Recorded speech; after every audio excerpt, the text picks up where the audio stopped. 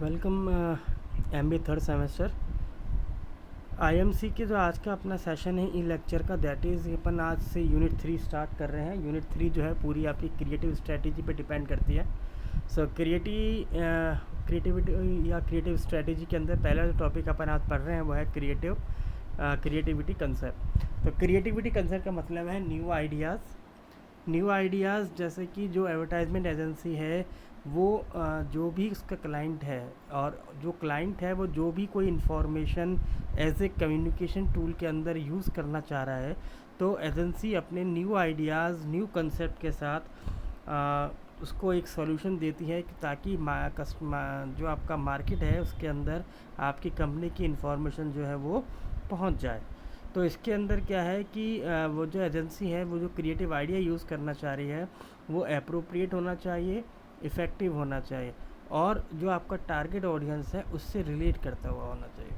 तो क्रिएटिविटी भी क्या है, क्योंकि क्रिएटिविटी का मतलब जो आ रहा है वो यहाँ पे ये समझ में आ रहा है कि क्योंकि जैसे ही कुछ नया आइडिया आप यूज़ करते हैं, कस्टमर उस चीज़ को रिएक्ट करता है और अपने पास उस एडवर्टाइजमेंट का याद रखता है। तो इसलिए एजेंसीज़ जो है टाइमली बेसिस पे न्यू आइडियाज़ के साथ क्लाइंट्स को अट्रैक्ट भी करती हैं और उनकी कम्युनिकेशन की जो भी उनकी प्रॉब्लम है उसको सॉल्व भी करती हैं। तो आजकल क्या है, एडवर्टाइजमेंट जो है आपके उनको नॉर्मली अपन ने देखा इसके अंदर 4 चैलेंजेस जो हैं फेस करने पड़ रहे हैं। तो अपन ने कोशिश करी है कि हर चैलेंज के रिगार्डिंग उनके पास एक सॉल्यूशन भी आए, तो वही अपन ने इस वीडियो में बनाने की कोशिश करी है। तो पहला जो चैलेंज आजकल एडवर्टाइजर फेस कर रहे हैं वो ये कि फुल ऑनलाइन और ऑफलाइन व्यू ऑफ कस्टमर। देखिए आजकल क्या है, कस्टमर जो है बहुत ज़्यादा ऑनलाइन शॉपिंग को परचेज़ करना पसंद कर रहे हैं, क्योंकि वो आप कहीं भी किसी भी जगह पे किसी भी टाइम पे परचेज़ कर सकते हैं। आपके लिए लोकल मार्केट की तरह टाइमिंग रिस्ट्रिक्शन नहीं है, तो आपको जब भी मन करे, आपका मूड करे, आप परचेज़ कर सकते हैं। और परचेज़ करने के लिए उनके पास ऐसा कोई एक पर्टिकुलर जगह नहीं है। आज उनके मल्टीपल नंबर ऑफ़ डिवाइसेस हैं, जैसे कोई टैबलेट से कर रहा है, लैपटॉप से कर रहा है, कंप्यूटर से कर रहा है, मोबाइल फ़ोन से परचेज़ कर रहा है। तो जहाँ उसको जैसा सहूलियत होती है वो वहाँ से शॉपिंग कर सकता है। तो आजकल के एडवर्टाइज़र्स को यही एक प्रॉब्लम आ रही है कि उनके पास वैसे तो यूँ कहें कि ये अपॉर्चुनिटी भी है, क्योंकि कस्टमर्स को अप्रोच करने के लिए नंबर ऑफ़ ऑप्शंस अवेलेबल है। तो यही अपॉर्चुनिटी उनके लिए नंबर ऑफ़ चैलेंजेस भी हैं कि कस्टमर कोई एक पर्टिकुलर मीडियम के थ्रू परचेज़ नहीं करता। कस्टमर के पास नंबर ऑफ़ डिवाइसेस हैं जिसकी वजह से वो डिफरेंट ऑप्शंस को यूज़ करता है टू परचेज़ और टू बाय। तो यहाँ इनको ये दिक्कत आ रही है कि वो कौन से पर्टिकुलर टूल के लिए एडवर्टाइजमेंट को क्रिएट करें। तो इसमें क्या है कि जब हम ऑनलाइन के लिए सोचते हैं, अपने जो एजेंसीज़ होती हैं यदि वो ऑनलाइन मोड के लिए सोचती हैं एडवर्टाइज़र, तो उनको दिक्कत ये सी बात की आ रही है कि आज का जो कस्टमर है वो ऑनलाइन और ऑफलाइन दोनों तरीके से देखना पसंद कर रहा है। जैसे सड़क पे चल रहा है तो सड़क पे देखना चाह रहा है, मोबाइल पे काम है तो मोबाइल पे भी वो देखना इंटरेस्टेड है। आजकल जैसे कोरोना में हम लोग क्या है रुके हुए हैं, वर्क एट होम चल रहा है, तो मोबाइल फ़ोन लैपटॉप्स उनका एक मीडियम है, तो वहाँ पे भी वो अप्रोच करना चाह रहा है, टेलीविज़न में भी वो देख रहा है। तो नंबर ऑफ़ मोड्स में क्या है, वो कस्टमर आजकल अपने आप को इंगेज कर रहा है, और यही एडवर्टाइज़र्स के लिए प्रॉब्लम भी होती है कि इतने सारे ऑप्शंस हैं उनके सामने, वो कौन से ऑप्शंस को ध्यान में रखते हुए एडवर्टाइज़र क्या करे, कंज्यूमर्स के लिए एडवर्टाइजमेंट क्रिएट करे। तो इसका सॉल्यूशन क्या आ रहा है, इसका सॉल्यूशन ये आ रहा है लोकेशन डेटा। लोकेशन डेटा क्या कह रहा है, a consumer location and information about who they are and where what they are interested in. तो लोकेशन को यदि हम पकड़ सकते हैं थ्रू सिस्टमेटिक प्रोसेस, तो हम क्या कर सकते हैं, कस्टमर को अप्रोच कर सकते हैं अकॉर्डिंग टू द लोकेशन, और लोकेशन से ही आता है पर्सनलाइजेशन।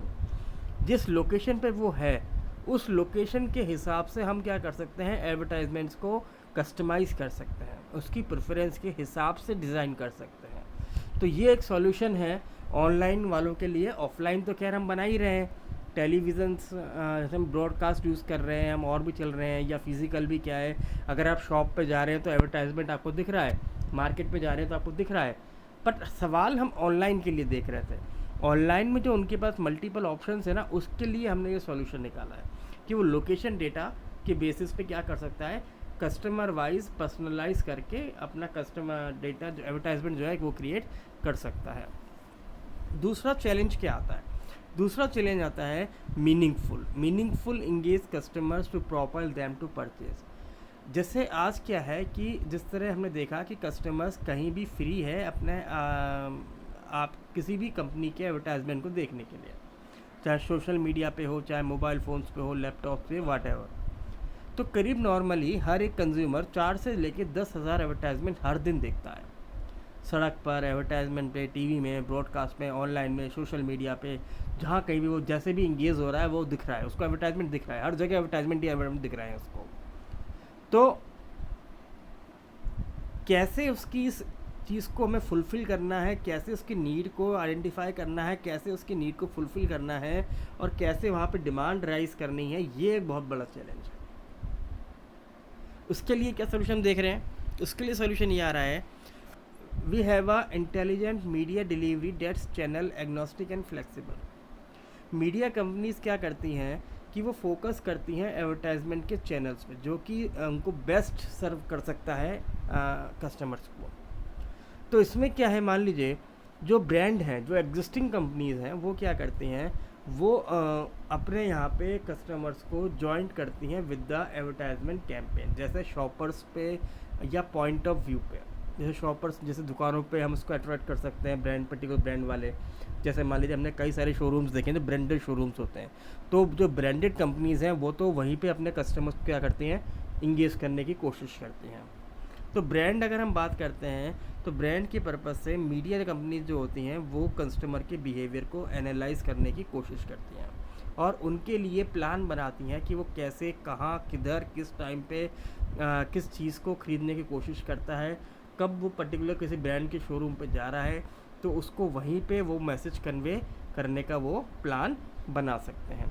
तो हम क्या कर रहे हैं, जैसे हम देख रहे हैं कि ऑप्शंस बहुत ज़्यादा अवेलेबल हैं, तो यहाँ पे जो ब्रांडेड कंपनीज़ हैं, जो ब्रांडेड कंपनी के प्रोडक्ट हैं, वो तो कस्टमर्स को अपने शोरूम पे ही उनको क्या कर रहे हैं, मैसेज कन्वे करने की कोशिश कर रहे हैं। दूसरा, हमें क्या है, जो एजेंसीज़ हैं वो कस्टमर से बातचीत करके उनके पैटर्न को समझने की कोशिश करती हैं कि जैसे वो मीडिया में भी देख रहा है तो कौन सा मीडिया को वो चूज़ करता है, जैसे ऑनलाइन पढ़ता है या वो टेलीविज़न देख रहा है या फिर वो सोशल मीडिया पे ज़्यादा एक्टिव रहता है। तो वहाँ से हमें ये पता लग सकता है कि कस्टमर कितना टाइम कहाँ पे इंगेज कर रहा है। तो इस टाइम को देखते हुए भी क्या कर सकते हैं, हम उसको वहाँ पे इन्फॉर्म कर सकते हैं, इंगेज कर सकते हैं। तीसरा आता है चैलेंज कि what moving consumers down the path to purchase. Many agencies जो हैं वो फोकस करती हैं अपने ओवरऑल कैंपेन पे, ना कि वो ये सोचती हैं कि हम चैनल्स को अपने साथ जोड़ें, हम मैसेज के बारे में सोचें और अपने प्रोडक्ट के साथ कस्टमर्स को मोटिवेट करें। तो एडवर्टाइजमेंट जो होते हैं कि उन सबसे पहले उनको ये जानना पड़ेगा कि कैसे उनका कैंपेन जो है परफॉर्म कर रहा है, यानी कैंपेन का फीडबैक हमें देखना पड़ेगा और कैसे वो एक ब्रांड के सक्सेस में कंट्रीब्यूट कर सकता है और क्या आपके डिफरेंट चैनल्स, मीडियाज़, मैसेज इस कैंपेन को सक्सेसफुल करने में रोल प्ले कर रहे हैं। तो ये चीज़ें क्या है, एक चैलेंज है। तो हमें एडवर्टाइजमेंट्स जो हैं, एजेंसी वाले जो हैं, उनको इन 3 वर्क करना पड़ेगा। किस किस चीज़ पे वर्क करना पड़ेगा, उनका कैंपेन क्या है, कैंपेन की परफॉर्मेंस कैसे है, सक्सेसफुल कैसे हो सकता है और आपके जो टीम मेंबर्स हैं, चैनल मेंबर्स हैं, क्या वो कंट्रीब्यूट कर रहे हैं कैंपेन को सक्सेसफुल करने में, हाँ या ना।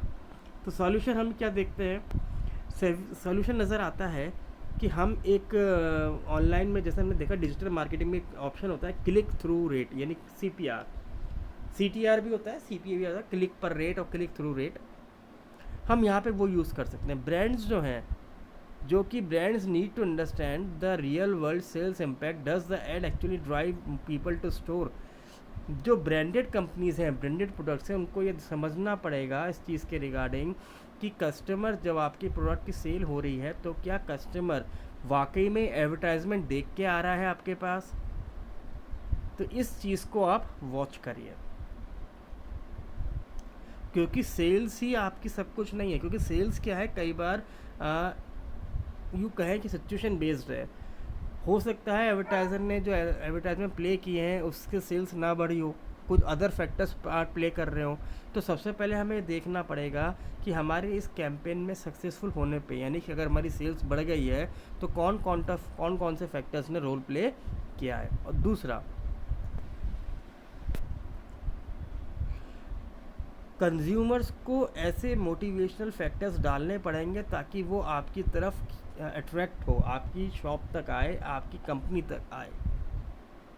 तो उसके लिए आप अपने रिटेलर्स, अपने चैनल्स, उनको भी मोटिवेट कर सकते हैं नॉर्मली, कि वो कैसे अपने कस्टमर्स को, जो भी उनके पुराने एग्जिस्टिंग कस्टमर्स हैं, उनको अप्रोच करते हैं और उनको आपके शोरूम तक पहुंचाने में हेल्प करते हैं। फिर आता है आपका fourth challenge, offer value while respecting privacy. आजकल क्या है, नॉर्मली डेटा बहुत इम्पोर्टेंट हो गया। जैसे हमने देखा कि लोकेशन डेटा से हम पता कर सकते हैं कोई कस्टमर, जैसे आर्टिफिशियल इंटेलिजेंस मार्केट में आया, आप किसी भी एडवर्टाइजमेंट को देखते हैं, आप कोई एडवर्टाइजमेंट वेबसाइट पर क्लिक करते हैं, तो CTR CPR के थ्रू, आर्टिफिशियल इंटेलिजेंस के थ्रू क्या होता है, प्रोडक्ट जो ऑर्गेनाइज़र है या ऑर्गेनाइजेशन है, वहाँ तक ये इन्फॉर्मेशन पहुँच जाती है कि ये पर्टिकुलर कस्टमर ने आपको वेबसाइट को विज़िट किया। तो डेटा जो है बहुत सारे उनके पास आज इन्फॉर्मेशन के तौर पे अवेलेबल है। तो इस में एक सबसे बड़ा इशू आ रहा है प्राइवेसी। प्राइवेसी क्या कह रहा है कि सिर्फ अब हमें इस प्राइवेसी को यूज़ करना है विद द कंज्यूमर परमिशन, जो एक चैलेंज है। अब उसमें हम क्या सॉल्यूशन देख रहे हैं, हमें प्राइवेसी का ख्याल रखते हुए क्या करना है, हमें उस प्राइवेसी का ख्याल रखना है और अपने कस्टमर को हर एक appropriate information about the organisation, about the image, about the product, about the services, उनको क्या करनी है, डिलीवर करनी है। तो ये जो अप्रोच हम यूज़ कर रहे हैं वो आ रही है हमारी अल्ट्रस्टिक अप्रोच। आजकल का जो कंज्यूमर है वो क्या करता है, वो करता है कि जो भी ब्रांडेड प्रोडक्ट्स हैं वो उनको ऐसा ड्राइव या मोटिवेशनल फैक्टर दें ताकि वो शोरूम तक खींच के चला आए। जैसे नॉर्मली हम यूज़ करते हैं सेल्स प्रमोशन टेक्निक्स, तो बस थोड़ा सा हमने क्या किया है, यहाँ पे वर्ड को चेंज किया है।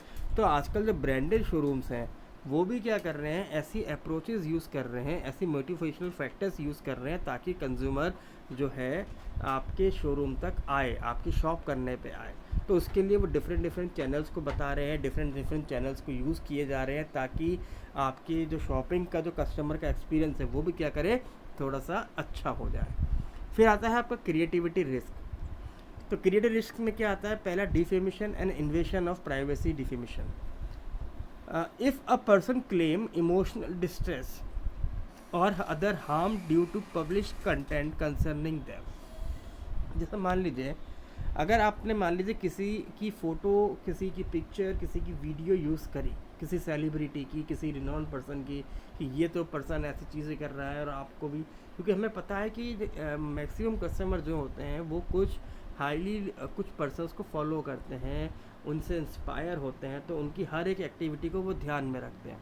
तो यदि आप आजकल के में क्या है, क्रिएटिविटी में एजेंसीज कई बार ऐसे लोगों की पिक्चर्स, वीडियोस को यूज़ करती है विदाउट टेकिंग परमिशन। तो उस केस में क्या आता है, आपका प्राइवेसी राइट जो है किसी भी रिनॉट पर्सन का, वो उसमें क्या हो रहा है, इशू आ रहा है।